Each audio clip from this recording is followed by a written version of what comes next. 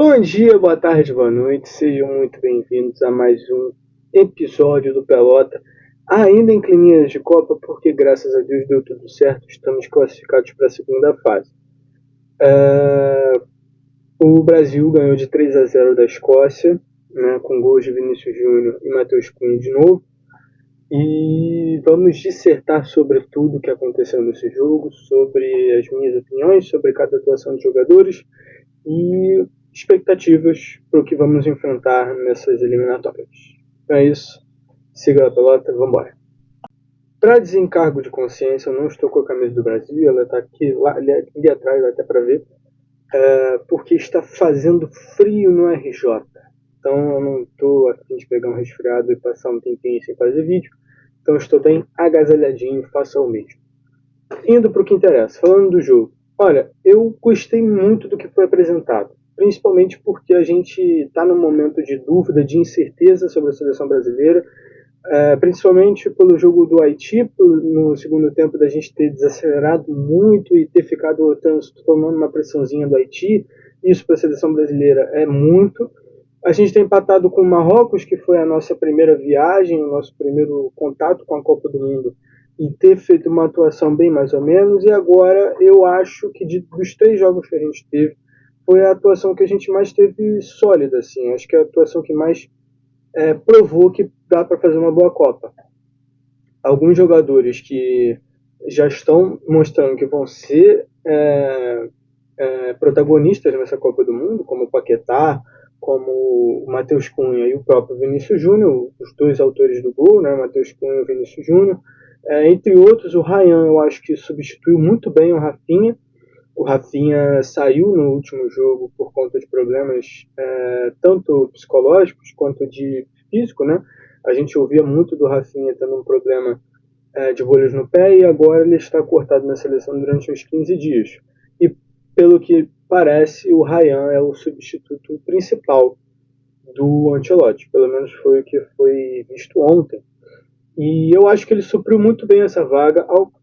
Aliás, eu acho que ele melhorou ali a área, né? Eu acho que o que ele fez foi melhor do que o Rafinha estava fazendo. Eu acho que ele fez não o feijão com arroz, acho que ele fez um pouquinho mais, mas já fez o suficiente para ajudar o Brasil e quase fez um gol ali. Era para ter feito aquele gol para consagrar a partida dele. Com certeza ia ajudar muito, não só o Brasil, quanto a confiança, né? Gols ajudam a confiança no jogador. Então o Ryan, eu acho que fez uma boa partida. Vinícius Júnior, eu acho que dispenso comentários, ele é um jogador que eu já comentei aqui no último jogo, que a gente precisa observar a Copa dele para lembrar, né, da Copa do Vinícius Júnior. O Vinícius Júnior, nosso furacão rubro-negro, está representando a seleção brasileira e eu acho que é um daqueles personagens de Copa do Mundo, de Brasil, de seleção brasileira, que o torcedor gosta de se agarrar. Porque eu acho que ele representa muito o que a gente está precisando nessa Copa do Mundo. Força, garra, resistência e vontade. Acho que isso é unânime de todos os torcedores que acompanham a seleção brasileira e até os que não acompanham muito futebol, mas só assistem a Copa do Mundo, querem vontade e raça para vestir amarelinho. Então eu acho que o Vinícius Júnior é o cara perfeito para isso, já está se apresentando tanto campo quanto fora, e eu espero ver mais. Até agora o Vinícius Júnior fez gols em todos os jogos. 3 jogos, 3 gols. E é isso aí, contando, né? E contando, vamos ver aí como é que vai ser. Desculpa, 3 jogos, 4 gols, porque ele fez 2 gols nesse, né? Então são 4 gols em 3 jogos. Isso já é uma média muito boa. E tá aí disputando pela artilharia, né, da Copa do Mundo. Fiquem com o viralatismo de vocês, de Messi, Cristiano Ronaldo, Haaland, que não sei o quê. Eu fico aqui com o meu patriotismo de torcer para a artilharia do Vinícius Júnior. Alguns jogadores, obviamente, foram mal, como o Bruno Guimarães, por mais da assistência dele para o Vini, eu acho que ele foi mal. Tá, eu acho que ele foi mal. Acho que em alguns momentos ele se afobava muito, principalmente quando chegava perto da área. Se afobava muito, ficava muito nervoso e não sabia fazer o que era necessário. Assim, ele perdia oportunidades nítidas de chance de gol por ser afobado. Aí chutava em cima do zagueiro, aí queria pegar um escanteio, um lateral, você não podia desenvolver melhor. No meio campo também, eu pouco vi ele, pouco vi a participação dele. É um jogador que eu gosto muito, tenho um carinho muito grande, mas eu acho que precisa melhorar. Não dá para continuar nesse nível se quisermos melhorar, né, para a Copa do Mundo, nas eliminatórias. E o outro que eu já estou falando aqui desde o primeiro jogo, que é o Casemiro. O Casemiro, de novo, fez uma partida muito ruim. Ele está muito devagar, ele não está fazendo o que a gente esperava dele, que é de lançamentos precisos, de passes difíceis, de assistências, e na defesa ser aquele cara mais raçudo, mais pesado e tal. Não estamos vendo isso. E se a gente viu, foi muito pouco, e eu particularmente nem prestei atenção nisso, nem consegui ver, porque acho que outros jogadores estavam suprindo ali a área que ele precisava suprir. Então você percebe também que você vê mais o Fabinho quando ele entra, né? Quando o Fabinho entra no lugar do Casemiro, ele entra muito melhor, e a gente percebe mais isso, né? A gente percebe mais ele dentro de campo. Por mais que o Fabinho tenha tomado um amarelo, por mais que o Fabinho tenha batido muito, né, até poderia ter acabado sendo expulso naquele jogo ainda, eu acho que ele já fez mais do que o Casemiro, porque a função do Casemiro é exatamente essa: ser um matador, ser pesado, ser faltoso quando necessário, e é algo que o Casemiro não estava fazendo. Né? Então, e já deixo meu destaque aqui para o Fabinho, que eu gostei muito da entrada dele. E falando em entradas e substituições, ontem aconteceu a alegria, né, do povo brasileiro, de tanto pedirem o Neymar na seleção. O Neymar foi convocado e agora ele entrou pela primeira vez para jogar, o que já era esperado. Aliás, era esperado que ele fosse entrar contra o Haiti e contra a Escócia, mas contra o Haiti ele não pôde por algumas complicações físicas, e agora ele pôde com a Escócia, jogou 17 minutos, né, inteirando uns 20 com os acréscimos, e pouco fez, pouco ajudou, mas é claro que a gente não pode tirar com base isso, né? Um jogador que pode achar, é aqueles jogadores que a gente sempre espera alguma coisa porque ele pode fazer alguma coisa em qualquer momento. Então o Neymar é importante para essa seleção, querendo ou não, mas ele não fez muita coisa nesse pouco minuto que ele participou. E continuando, aumentando ainda mais a alegria do povo brasileiro, entrou o Endrick também.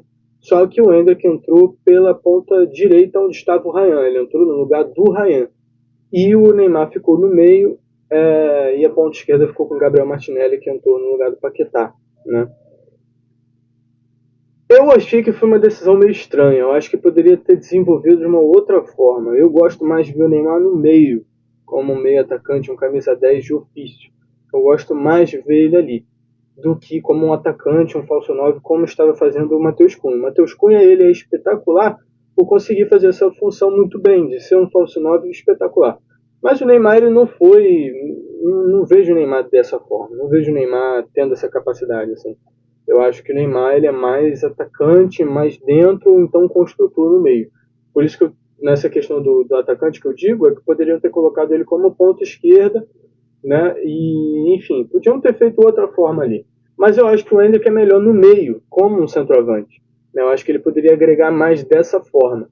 Mas eu não sou o Ancelotti, né? Não sou o técnico, talvez a forma que eu estou vendo não seja melhor para o clube, então deixa aí, deixa o vovô, que o vovô sabe. Eu acho que poderia ter saído de outra forma, aí poderia ter saído mais um golzinho, é sempre bom aumentar o saldo, né? E por fim acabamos em primeiro lugar, né, no grupo. O que eu espero mais para frente? A gente tem três possibilidades, né? Holanda, Japão e Suécia, né? Suécia.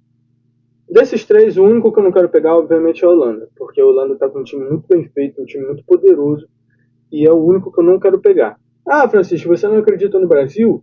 Não é isso. É só por precaução. Só por precaução. Não quero passar por vergonhas mais. Eu estou querendo levar essa Copa a sério e, portanto, não quero a Holanda nessa segunda fase. Acho que a gente vai voltar muito cedo para cá. Japão seria um adversário interessante, tendo em vista que a gente perdeu para eles em amistosos, mas não é a opção que eu quero. Não é a melhor opção. A opção que eu queria mesmo era a Suécia, porque é um time que também é muito bom, mas eu acho que dá para fazer jogo. Dá para fazer jogo. Eu acho que a Suécia tem a mesmo nível de futebol a se apresentar dos outros que a gente enfrentou aí. Marrocos, não o Haiti, coitada, mas a Escócia, por exemplo, fez um jogo mais difícil com a gente, manteve mais a posse de bola. Então eu acho que já dá para tirar com base esse pessoal. E eu acho que a Suécia é o melhor caminho, né? Mas obviamente, como eu falei, Holanda não, Japão talvez. Japão seria se eu quisesse um desafio. Quero fazer um desafio, quero um negócio mais complicado, só para dar uma emoção maior para essa Copa do Mundo. Japão. Japão. Ia ser um momento legal. Ia ser engraçado ver Brasil e Japão nessa segunda fase. E aí, mais pra frente, a gente vê como é que vai ser o andar da carruagem. Francisco, você vê capacidade do Brasil de ganhar desses times que a gente falou? Holanda, Japão e Suécia? Sim. Inclusive da Holanda. Eu vejo capacidade do Brasil de ganhar a Holanda. Eu acho que o Brasil tem um time muito bem feito, muito bem montado, jogando sério, dá para fazer, dá para ganhar da Holanda. Agora, quero a Holanda? Não, obviamente não. Ninguém quer a Holanda. Quem é que quer pegar um time todo bem montado, já entrosado há muito tempo, né? Um time com bons jogadores também. Não quero. Não quero, simplesmente não quero. Quero essas dores de cabeça mais lá para as quartas, semifinal. Agora eu quero molezinha, mamão com açúcar, cocadinha. Não estou querendo preocupação agora não.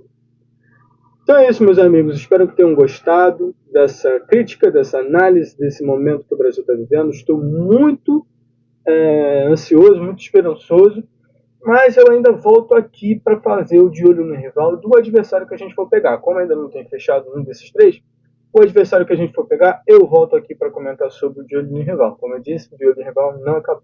Seguimos firme. Quero agradecer a todos vocês pela ajuda no canal, por tudo que vocês estão fazendo aí. Eu agradeço do fundo do meu coração. E também quero avisar, aproveitando que eu estava falando de olho no rival, quero avisar que durante esse tempo de sem Copa do Mundo, além de eu fazer o de olho no rival, eu venho aqui para fazer as atualizações dos times cariocas, porque o bicho está pegando fogo aqui no Rio de Janeiro. Tem muita coisa acontecendo, principalmente com o Vasco e o Fluminense. Então eu acho que é nítido, é necessário de fazer um videozinho aqui para falar sobre esses bafafá todo, tá? Então eu volto aqui para fazer o de olho no rival e o subtrama dos cariocas, para falar sobre as notícias que rolaram aí e como é que vai ser o início do nosso brasileiro. Valeu? Tamo junto, se inscreve aí, deixa o like, compartilha para quem gosta de futebol. Espero que eles gostem dos meus comentários. Um beijo, siga na pelota, tchau, tchau. Em busca do Hexa, vambora!